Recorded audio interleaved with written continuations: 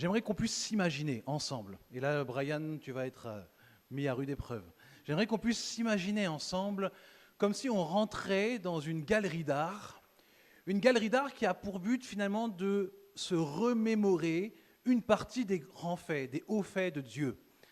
Et par exemple, dans cette galerie d'art, on aurait cette première fresque qui apparaîtrait ici. Cette fresque commence par une scène dans le désert où on y voit un peuple en détresse qui souffre en fait sous les coups du fouet. En fait, on est en Égypte ici, et puis dans le ciel, il y a une main comme une main divine qui est dessinée ici, et il y a un titre pour cette fresque, elle s'appelle « Je délivrerai mon peuple de l'esclavage en Égypte ».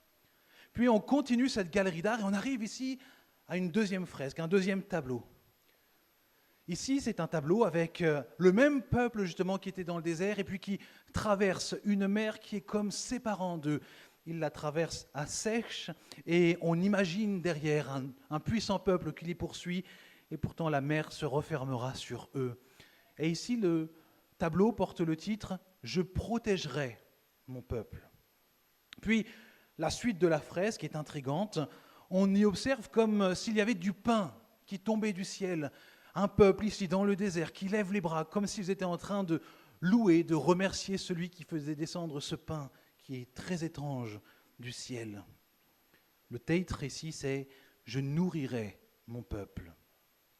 La suite nous montre une grande muraille en ruine, des personnes de ce même peuple qui sont en joie avec une trompette dans la main, qui sont en train de s'écrier « Ça y est, Jéricho est tombé, nous sommes chez nous ». Et ici, le titre, c'est « Je leur donnerai un pays ». La suite, on passe quelques images, arrive maintenant à une succession d'images dans lesquelles on observe un homme dans une foule qui donne la vue à certains, qui en nourrit d'autres, qui permettent à d'autres de pouvoir marcher, même qui ressuscite des morts. Et le titre ici de ce tableau, c'est « Je leur montrerai mon royaume ». Puis arrive une partie de la fresque qui est vraiment particulière parce qu'elle est à la fois lumineuse et terriblement sombre. On voit cet homme que l'on avait envoyé de dos qui est là comme crucifié, comme mort et en même temps tellement vivant. Il semble porter sur lui comme une souillure et en même temps la perspective de ce tableau nous donne l'impression que tout en étant crucifié, c'est comme s'il nous tendait les bras. Et le titre de ce tableau ici, c'est « Je pardonnerai leurs fautes ». Et puis arrive un autre tableau qui lui est très particulier parce qu'il est tout blanc, comme cela. Et il porte comme titre « Je les équiperai ». Et en fait, si ce tableau est blanc aujourd'hui, c'est parce que je vous propose qu'on puisse se l'imaginer nous-mêmes, qu'on puisse le dessiner nous-mêmes avec notre esprit au travers de la lecture de la parole de Dieu. Parce que nous allons le voir ensemble, ou ici qu'à la Pentecôte, c'est le jour où Dieu a dit « Je les équiperai ». C'est ce qu'on va voir ensemble. On va le voir bien sûr en lisant le passage de Actes chapitre 2, mais je vous donne juste quelques éléments de contexte. On peut le laisser en attendant, cette image, merci.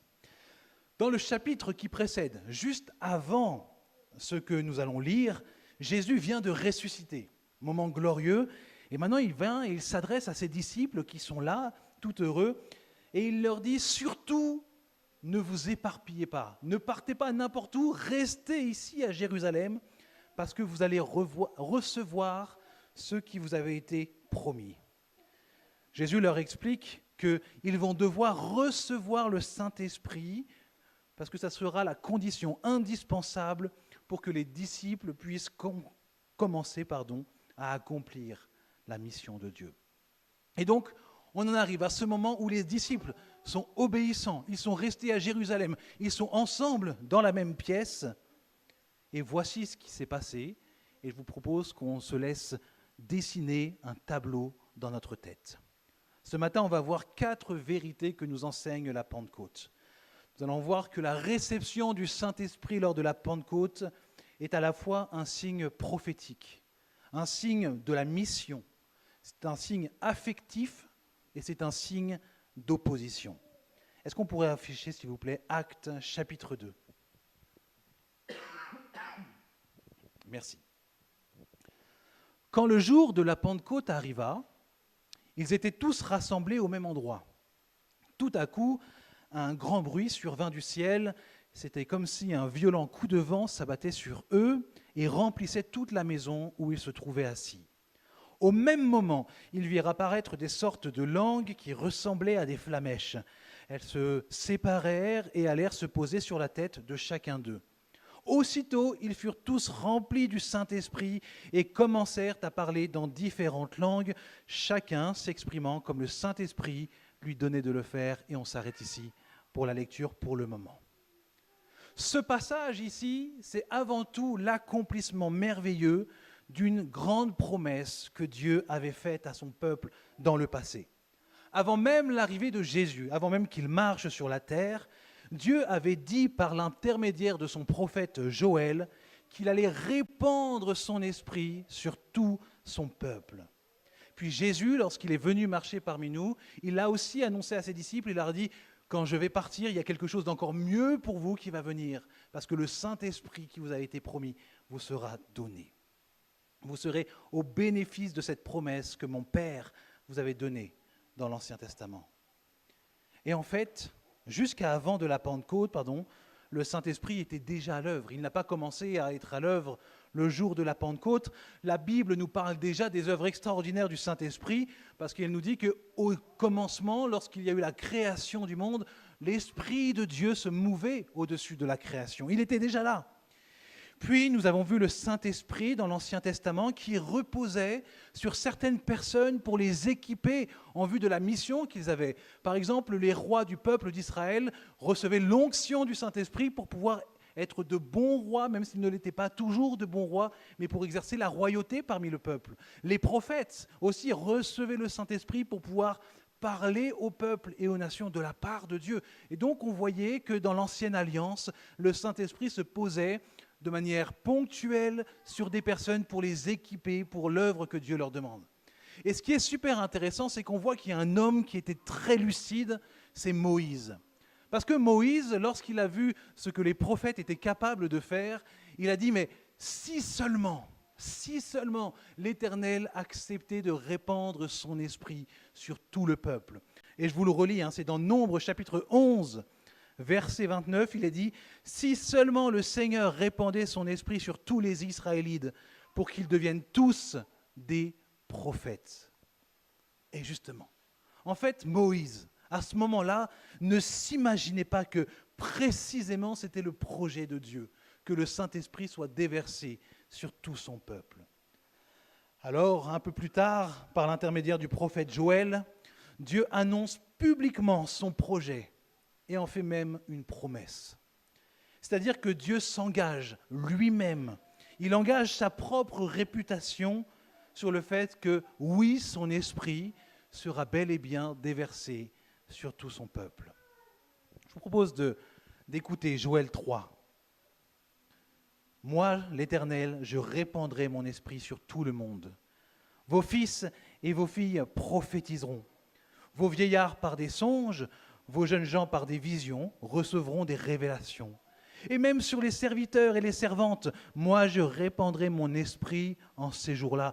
Je produirai des signes prodigieux dans le ciel et sur la terre, du sang, du feu et des colonnes de fumée. Le soleil s'obscurcira, la lune deviendra de sang avant que vienne le jour de l'Éternel, ce jour grand et terrible. Alors tous ceux qui invoqueront l'Éternel seront sauvés. » À partir de ce moment-là, à partir de la réalisation de cette promesse, donc ça veut dire à partir de la Pentecôte, eh bien cette parole veut dire que depuis ce jour-là, quiconque invoque réellement le nom du Seigneur se trouve être sauvé et il reçoit lui aussi le Saint-Esprit. Ainsi, depuis la Pentecôte, chacun des membres du peuple de Dieu se retrouve, tout comme les rois de l'Ancienne Alliance, tout comme les prophètes de l'Ancienne Alliance, équipés par le Saint-Esprit. Ils le reçoivent de manière à pouvoir faire l'œuvre que Dieu leur confie sur la terre. Et ce matin, j'aimerais mettre en évidence une vérité formidable sur notre Dieu. La réalisation de cette prophétie. L'accomplissement merveilleux de cette promesse, elle doit être là pour étayer et pour fonder sur le roc la confiance que nous pouvons avoir en notre Dieu. Il ne ment pas. Et ce qu'il annonce, aussi merveilleux que ce soit, il l'accomplit parce que notre Dieu ne ment pas et qu'il est digne de confiance. Et si l'accomplissement de la Pentecôte avec la réception du Saint-Esprit ne te suffit peut-être pas, rappelle-toi de tous ces tableaux que l'on a vus juste avant, où nous avons vu de manière imagée les promesses que Dieu a réalisées dans l'histoire pour son peuple. Rappelle-toi de cette fresque qui met en avant la fidélité de Dieu. Il n'a pas menti. Ce qu'il a dit, il l'a fait. La Bible nous témoigne que Dieu s'est engagé à délivrer son peuple de l'esclavage. Et il l'a fait en Égypte. Et il continue de le faire aujourd'hui en te délivrant, en me délivrant de l'esclavage du péché. Il a promis de protéger son peuple. Et il l'a fait en le faisant traverser la mer pour le protéger de Pharaon. Et aujourd'hui encore, il continue de te protéger au point que plus rien, la Bible nous dit, ne pourra te séparer de l'amour qu'il a manifesté pour toi en Jésus-Christ. Dieu a promis à son peuple un pays et il lui a donné Canaan. Mais ce n'est pas tout, il nous a promis à nous aussi un nouveau pays, une nouvelle terre, une promesse sur laquelle nous marchons parce que nous savons qu'un jour, quand Christ reviendra, les choses seront différentes et alors nous rentrerons dans ce pays promis. Dieu a promis que son Saint-Esprit serait déversé sur tout son peuple et à la Pentecôte. C'est bel et bien ce qu'il a fait. Et encore aujourd'hui, à Saint-Étienne, le Saint-Esprit continue de se déverser sur quiconque invoquera le nom du Seigneur. Ainsi, si tu fais partie du peuple de Dieu, par la foi en Jésus-Christ, alors son Esprit repose sur toi et en toi à jamais. Ces actes ont démontré une fois pour toutes sa fidélité. En ce jour de Pentecôte, c'est une occasion pour toi peut-être de pouvoir renouveler ta confiance envers ton Dieu. Il est digne de confiance. Tu peux lui faire réellement confiance. Ses œuvres en témoignent. Si tu as manqué de confiance ou peut-être que tu as perdu confiance en lui, ça arrive à chacun d'entre nous à un moment ou un autre de notre parcours. Eh bien, simplement reconnais-le humblement devant lui et appelle-le au secours. Et il te délivrera de cette peur, de cette crainte. On continue la suite du passage à partir du verset 5, s'il vous plaît. Or, à ce moment-là, des Juifs pieux venus de chez tous les peuples du monde séjournaient à Jérusalem. En entendant ce bruit, ils accoururent en foule et furent saisis de stupeur. En effet, chacun d'eux les entendait parler dans sa propre langue. Dans leur étonnement, ils n'en croyaient pas leurs oreilles et disaient « Voyons, ces gens qui parlent, ne viennent-ils pas tous de Galilée? Comment se fait-il donc que tous nous les entendions s'exprimer, chacun dans notre langue maternelle? Nous sommes Parthes, Mèdes ou Élamites. Nous habitons la Mésopotamie, la Judée, la Cappadoce, le Pont ou la province d'Asie, la Phrygie, la Pamphylie, l'Égypte ou le territoire de la Libye, près de Cyrène, ou bien nous vivons à Rome, nous sommes juifs de naissance ou par conversion, nous venons de la Crète ou de l'Arabie, et pourtant, chacun de nous les entendons parlant dans sa propre langue des choses merveilleuses que Dieu a accomplies. La Pentecôte, c'est un événement à haute teneur de miraculeux. La réception du Saint-Esprit se fait visuellement, au travers de quelque chose qui ressemble à des flammes ici, qui viennent se poser sur chacun des disciples. Il y a quelque chose aussi d'audible, il y a un fort bruit de vent ici, et on voit que les disciples, poussés par le Saint-Esprit, se mettent à parler et à proclamer la gloire de Dieu. Et ce qui est particulier, vous l'aurez noté, eh bien, c'est qu'ils ne le font pas dans leur propre langue, mais dans des langues qu'ils ne connaissent pas. Et ce qui est encore plus particulier, c'est que ce sont des langues qu'ils n'ont jamais apprises. Et c'est le Saint-Esprit ici qui vient comme remplir leur bouche avec des mots que eux-mêmes ne sont pas en capacité de comprendre. Mais la Bible nous dit que ça glorifie Dieu. C'est le Saint-Esprit ici qui est à l'œuvre. Et il se trouve que justement, dans Jérusalem, à ce moment-là, séjournaient des Juifs, venus, comme nous dit la parole de Dieu, de tout le monde. Ils entendent un bruit, alors ils accourent pour savoir ce qu'il s'est passé. C'est normal, il y a quelque chose qui se passe dans la ville. Et là, La Bible, nous dit qu'ils sont saisis de stupeur. Ils sont profondément étonnés de ce qu'ils sont en train de voir. Il y a quelque chose d'anormal qui se passe ici. Ce qui les intrigue, ce n'est pas le bruit, ce n'est peut-être pas encore les résidus de flammes ou autre chose, mais c'est étonnant parce que ce qui les étonne, c'est le fait qu'ils entendent les disciples parler dans leur propre langue. Pour eux, il y a quelque chose d'anormal ici. Ce sont des Galiléens. Ils ne sont normalement pas très éduqués. Alors comment est-ce que ça se fait qu'ils parlent notre langue ? Il y a un youtubeur américain que j'aime bien regarder, qui est donc américain et qui est aussi parfaitement sinophone, c'est-à-dire qu'il maîtrise au moins 2 langues que l'on retrouve en Chine, à la fois le mandarin et le cantonais. Et ce qu'il aime bien faire dans ses vidéos, eh bien, c'est de se rendre dans les métropoles, les plus grandes métropoles du monde, d'aller dans le quartier chinois de cet endroit. Vous savez, le quartier dans lequel la communauté chinoise est tellement présente que les affiches ne sont plus en anglais, mais avec des sinogrammes, donc avec l'alphabet chinois cantonais ou mandarin. Ici, il rentre dans les restaurants de ces lieux, et puis comme un touriste lambda, il commence à poser des questions en anglais, et voilà, pour essayer des questions basiques sur les repas. Et puis au moment de commander, en fonction du lieu, il parle avec un parfait cantonais ou un parfait mandarin.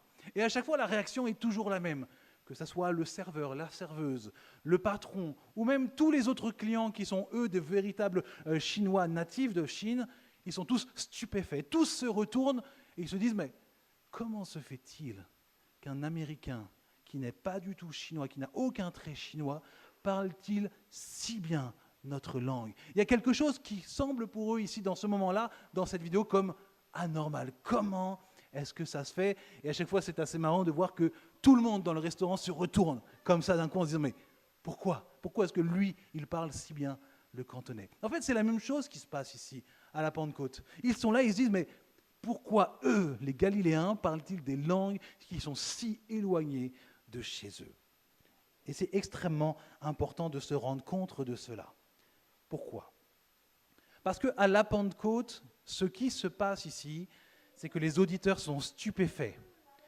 Et en fait, c'est un signe que Dieu est en train de faire pour le monde à ce moment-là. Pour ceux qui ont une culture biblique, vous connaissez l'histoire de Babel, ce moment historique où les hommes qui n'avaient qu'une seule langue ont voulu construire une tour pour se faire l'égal de Dieu, pour aller toucher Dieu. Et Dieu, comme un signe de jugement, il les a brouillés dans leur langage de manière à ce que chacun parle une langue différente pour qu'ils ne puissent plus travailler ensemble. Et donc on voit que cette multiplicité des langues à la base est un signe de jugement parce que les hommes ne veulent pas écouter Dieu, donc il les empêche de pouvoir pleinement s'écouter les uns les autres. Et ici on voit que c'est un retournement de situation. Ces mêmes langues qui étaient multiples, qui servaient de jugement, maintenant ces mêmes langues servent pour rapprocher tous les peuples avec un seul et même message, la gloire de Dieu. C'est-à-dire qu'au début, on a fait la multiplicité des langues parce que les hommes ne voulaient pas adorer Dieu. Et maintenant, toutes les langues servent à quoi ? À glorifier le seul et même Dieu à cet instant. Et ici, à la Pentecôte, cette diversité des langues proclame le même message qui devient alors compréhensible par tous. Tous ici sont capables maintenant d'entendre la gloire de Dieu et de comprendre et d'entendre le message de l'Évangile, afin que puissent maintenant eux aussi avoir cette possibilité de recevoir l'Évangile de grâce et d'être sauvés. C'est pour cela que mon deuxième point, c'est celui-ci, la Pentecôte, c'est un signe pour la mission. Dieu, le jour de la Pentecôte, a amené des gens de tout le monde autour des apôtres pour qu'ils entendent maintenant, 2000 ans après, nous, à la suite de la Pentecôte, Dieu nous donne le même Saint-Esprit, non pas pour que tout le monde vienne autour de nous, mais pour que nous allions parmi toutes les nations pour annoncer la gloire de Dieu, parce que nous avons reçu le Saint-Esprit qui nous équipe précisément pour cela. Certains d'entre nous seront envoyés par Dieu au loin, à l'autre bout du monde. D'autres seront envoyés par Dieu dans une autre ville de France, à quelques kilomètres. D'autres seront envoyés dans leur travail, dans leur école, dans leur famille, dans leur club de sport, sur leur compte TikTok, sur leur compte Instagram, ou toutes les manières que Dieu peut utiliser aujourd'hui pour proclamer l'évangile de grâce au monde qui nous entoure. Et en fait, le lieu où on se trouve n'a peu d'importance. Ce qui a de l'importance, c'est que grâce à ce jour de la Pentecôte, tout chrétien a reçu le Saint-Esprit pour témoigner de cet évangile de grâce, là où Dieu le place. Pour certains, c'est une difficulté de pouvoir présenter l'évangile au quotidien. Et ça, je le comprends et je crois que c'est le rôle et le devoir de l'Église locale en tant que structure de pouvoir aider et former justement les chrétiens à pouvoir témoigner. Et c'est pour cela d'ailleurs, et je l'annonce, qu'avec Bernard et Philippe Monnery, donc qui est à l'Église de la Terrasse, mais qui est aussi évangéliste pour France Évangélisation, on va se retrouver ici pour voir comment est-ce qu'on peut aider l'Église locale en tant que structure à former chacun d'entre nous pour être des témoins de l'Évangile là où il nous place. Lors de notre dernier congrès, il y a 2 semaines, de la Fédération Baptiste, un prédicateur particulièrement inspiré a posé cette question que je pose et que je laisse là en suspens. Je n'attends pas votre réponse. Et voici ce qu'il a posé comme question. Bernard s'en rappelle très certainement. Quand fut la dernière fois que tu as prêché l'évangile de grâce? Quand fut la dernière fois que tu as prêché l'évangile dans ta vie? Était-ce il y a 5 heures? Était-ce il y a 5 jours, 5 semaines, 5 mois ou 5 années? Quand est-ce que c'est la dernière fois que tu as cette occasion de prêcher l'évangile de grâce? Que Jésus nous aide à saisir ce privilège que nous avons reçu à la Pentecôte de devenir des témoins remplis du Saint-Esprit de cette grâce qui nous a été faite. Est-ce qu'on pourrait réafficher, s'il vous plaît, le verset 8 pour le 3e point? Le 3e point, il s'intitule « Un signe affectif ». Merci beaucoup. Voici ce que disaient là les auditeurs. « Comment se fait-il donc que nous les entendions s'exprimer chacun dans notre langue maternelle ?» On peut le laisser afficher, merci beaucoup. Dieu choisit de parler à ces hommes et ces femmes non pas par la langue qui était connue de tous à ce moment-là, notamment eux qui se rendaient à Jérusalem tous pour adorer, donc on peut s'imaginer soit qu'ils connaissaient le grec ou probablement l'hébreu, les langues majoritairement connues à ce moment-là. Non, Dieu a choisi de leur parler au travers de la langue de leur cœur. Qu'est-ce que ça t'apprend sur Dieu, ça? Dieu connaît chacune de ces personnes ici qui vient de tout le monde individuellement. Et il les connaît assez bien pour connaître leur origine et la langue qui leur est familière, leur langue maternelle, la langue de leur jeunesse. Ça nous montre qu'ici, Dieu tient compte de l'arrière-plan de chacun des individus et il s'adapte ici à eux. Bien que Dieu ne change pas en lui-même, la manière dont il parle se fait en fonction de la personne qui doit écouter. Je crois que cela met en lumière l'amour de Dieu et l'affection que Dieu porte pour ceux qu'il cherche. Tout comme Jésus, qui est venu parmi nous pour nous témoigner l'Évangile, il n'est pas resté loin de nous, il est venu parmi nous. Aujourd'hui, cet Évangile de grâce vient s'adresser directement à nous, à chacun de nos cœurs, dans notre langue. Et c'est totalement extraordinaire de se dire que le seul Dieu qui a créé tout l'univers accepte de s'adapter à nous. Je crois que ça met en lumière l'amour de Dieu de manière extraordinaire. Parce qu'on pourrait se dire de manière totalement légitime, après tout, il est Dieu. C'est lui qui définit les règles. Il est au-dessus de tout. Il s'est fait un peuple avec le peuple d'Israël qui avait comme langue l'hébreu. Alors on pourrait très simplement se dire que vu qu'il est Dieu, eh bien, il pourrait exiger que pour le rencontrer, pour bien le connaître, il faille passer par la langue de son peuple, par l'hébreu. Mais non, Dieu n'a pas fait cas de cela. Et il a accepté de nous rencontrer au travers de chacune des langues de notre cœur. Et je veux véritablement souligner ici que ce n'est pas commun. Pour nous, c'est peut-être commun parce qu'on est dans le christianisme, mais ce n'est pas commun. Vous savez, le monde, ici, parfois on entend cette phrase qu'il y a un seul et même Dieu. Il y a un seul Dieu pour tous. Enfin, la phrase, c'est pas celle-là, c'est plutôt on a tous le même Dieu. Voilà, c'est plutôt cela la phrase que l'on a. C'est faux. C'est totalement faux. On n'a pas tous le même Dieu. Il y a bien un seul Dieu, mais tous ceux qui adorent quelque chose qui s'appelle Dieu n'adorent pas Dieu.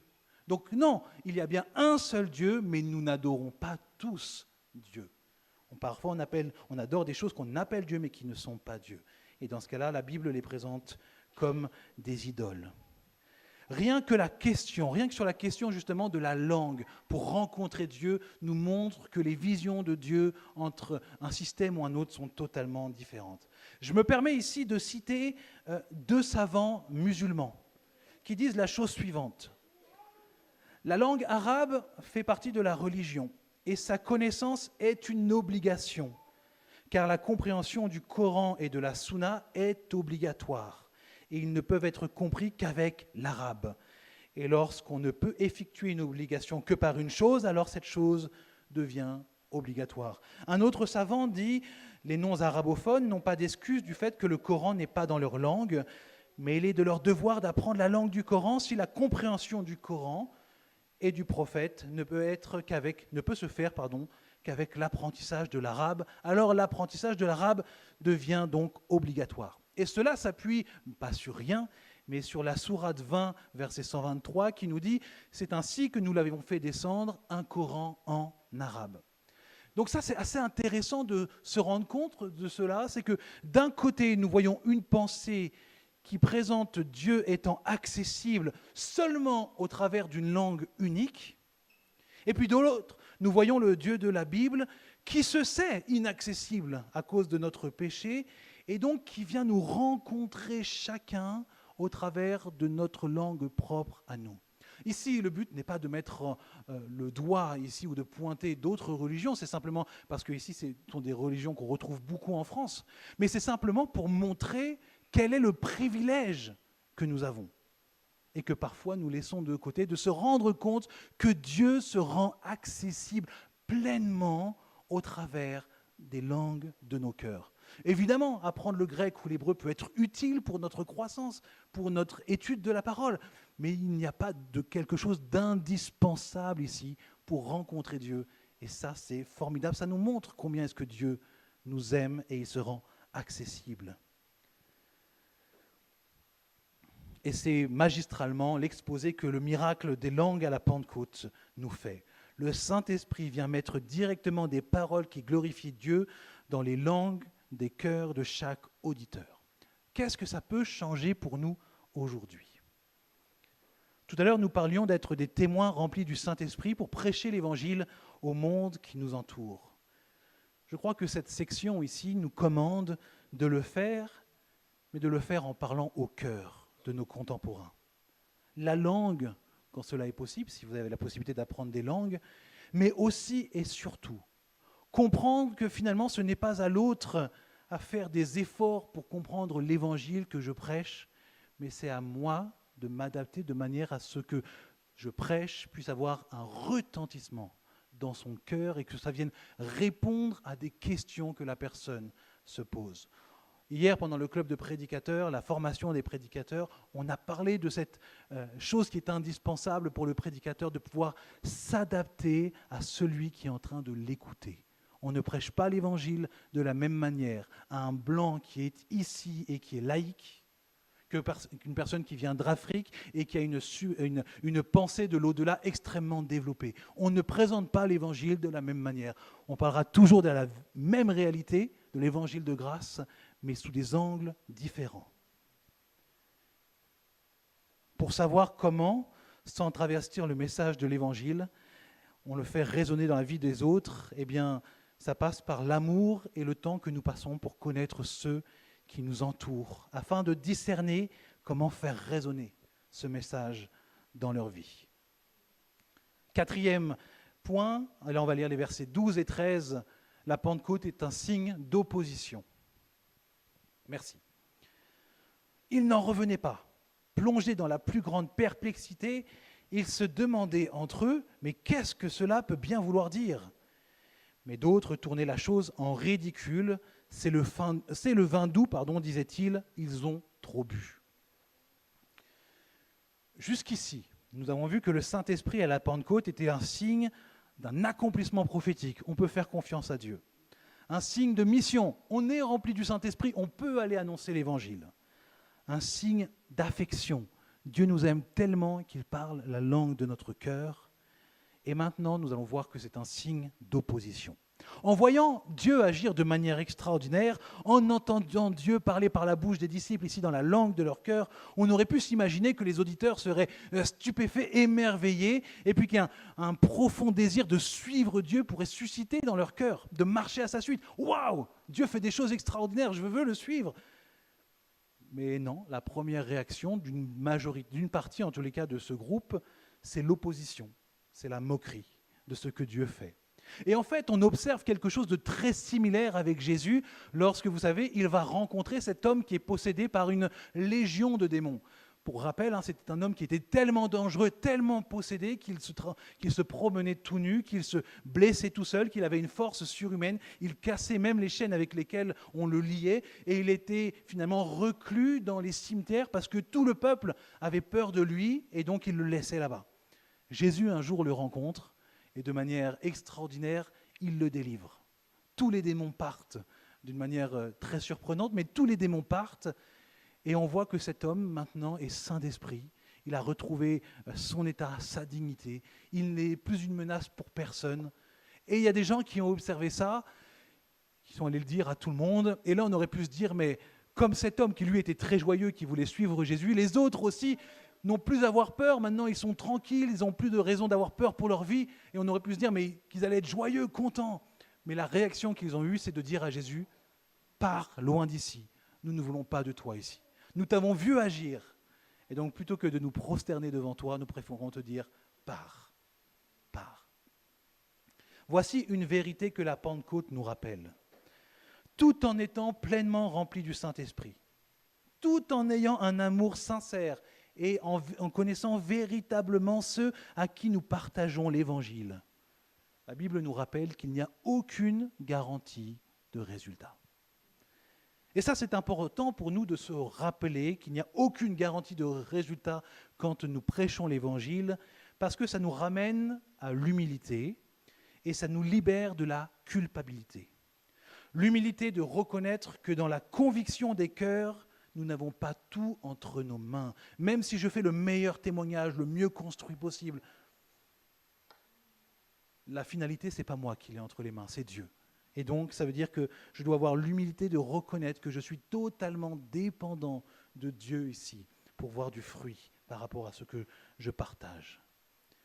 Et ça nous déculpabilise aussi, parce que certains se disent « mais je ne comprends pas, moi je témoigne et les gens ne se convertissent pas.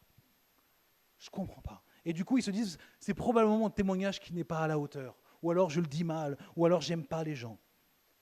Je crois que la Bible nous montre que si tu as témoigné sincèrement, c'est là la part que le Seigneur te demande. Ton témoignage aura 3 effets possibles. Soit il fera avancer la personne dans sa réflexion quant à la personne de Jésus, sans que tu ne voies rien, mais elle évolue. Deuxième possibilité, tu es le dernier maillon d'une grande chaîne de témoignages qui aboutira à ce que la personne dise oui à Jésus. Et dans ce cas-là, tu seras heureux ou heureuse de voir une personne qui se convertit. Et puis dans un autre cas, tu pourras aussi être le dernier maillon d'une chaîne de témoignages où la personne dira non à Jésus. Ponctuellement ou éternellement, ça c'est sa responsabilité. Mais en fait, toi, ce qui est important, ce n'est pas que tu sois au début, au milieu ou à la fin de la chaîne de témoignage, c'est juste que tu sois dans cette chaîne. Notre place dans cette chaîne, c'est Dieu qui l'a définie. Nous, on a juste à témoigner, partager. Certains partageront, d'autres arroseront, c'est Dieu qui fait croître. Donc ça nous déculpabilise aussi. Si tu ne vois pas de conversion parce que tu témoignes, ce n'est pas parce que tu as forcément un mauvais témoignage. C'est juste que c'est l'œuvre que Dieu te demande de témoigner ici. Pour finir, je propose qu'on retourne dans la galerie d'art, s'il vous plaît. Est-ce qu'on peut afficher la dernière image ? À la suite de la Pentecôte, on retrouve ce dernier tableau. En fait, c'est notre tableau ici. La terre que nous parcourons, qui est remplie du Saint-Esprit, ici avec tous ces cœurs que Dieu cherche, tous ces hommes ici qui se lèvent et qui vont à la recherche de ces cœurs pour partager l'évangile de grâce. Ça, c'est nous aujourd'hui. Et j'aimerais qu'on puisse garder cela en tête, que si nous voulons aller dans ce monde pour partager l'évangile, que ce soit à l'autre bout du monde, ou alors simplement dans mon travail, ou là où je suis, ou parmi ma famille, parmi mes enfants, que nous puissions le faire avec ce désir véritablement d'aimer, comme Dieu a manifesté son amour durant toute l'histoire de l'humanité. Et vous avez vu le titre de cette œuvre? Non, vous n'arrivez pas à le lire? C'est normal parce qu'il n'y en a pas. Parce qu'on ne signe pas une œuvre qui n'est pas encore terminée. C'est notre tableau aujourd'hui. Le jour où le Seigneur reviendra, il y aura un titre à cela. Mais aujourd'hui, tant que le Seigneur n'est pas revenu, c'est notre mission que d'aller dans le monde entier, prêcher cet évangile, convaincu d'être rempli du Saint-Esprit. Je nous invite à prier. Père, dans cet instant, nous voulons simplement nous positionner devant toi en reconnaissant que tu as fait des œuvres extraordinaires qui nous dépassent. Et à la Pentecôte, tu as réalisé ta promesse, l'une de tes nombreuses promesses. Alors merci de renouveler la confiance que nous avons dans notre cœur en toi. Tu es merveilleux. Merci pour l'amour que tu as manifesté ici pour des peuples qui étaient ennemis du tien, Seigneur. La manière dont ici tu as voulu parler au cœur de personnes qui te recherchaient mais qui ne te connaissaient pas encore pleinement, Seigneur. Aide-nous, nous aussi, que ce soit par une langue véritable ou par les langues du cœur par rapport aux véritables questions que le monde se pose. Aide-nous à pouvoir témoigner avec amour, sincérité, vérité de la grâce qui existe en Jésus-Christ. Aide-nous, Seigneur, vraiment. Et ce tableau que nous avons là ici, qui n'est qu'une pâle copie de ce que tu fais réellement, de la beauté de ce que tu fais aujourd'hui, aide-nous, Seigneur, à nous en saisir et à marcher dans ce monde avec joie, reconnaissance et en témoignant de ce que tu fais. Tu es un Dieu glorieux, tu es un Dieu merveilleux. Nous sommes dans cette chaîne de témoignages. Aide-nous à simplement être reconnaissants de faire partie de cette chaîne. Que nous voyons ou non les fruits, d'autres récolteront ce que nous avons semé. Et ça, c'est ta gloire. Amen.